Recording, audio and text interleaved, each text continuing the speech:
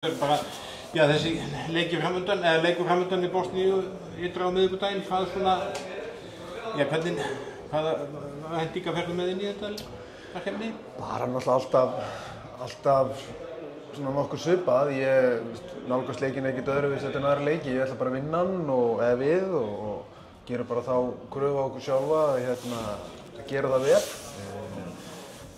Ég hef svo sem farið margoft inn á það, þetta er þegar gluggarnir eru svona fáir þá verður svona hver gluggi og hver æfing og hver leikur aðeins mikilvægari og því fleiri skref sem þér finnst þú taka í rétta átt því betur líður þið með hlutina og mér finnst þessi undankeppni hingað til að bara verið góð hjá okkur.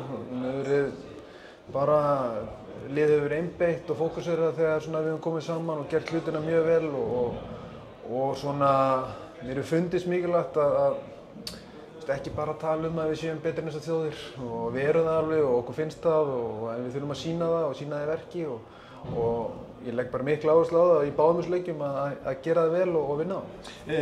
Fyrir leikurinn við Bosníu, hann manst svona þegar fór að líða á, þeir svona virtust vera að segja undir tönn, má ekki búast við enn meiri mótspyrnum frá þeim núna?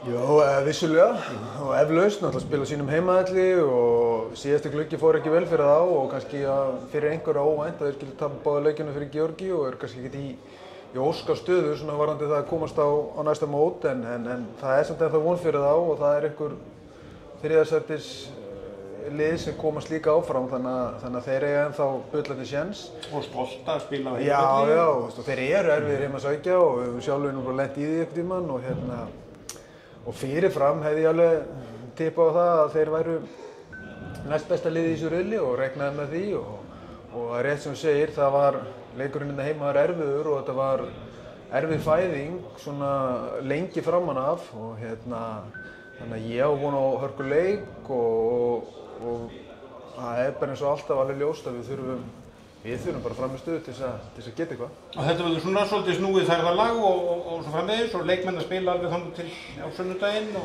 Já, þetta er bara gömul saga og ný maður er bara vanur þessu og æfingarnar fram að þessu þetta er náttúrulega í rólegri kantinum og einhverju taktíski hlutir sem þú ert að fara yfir.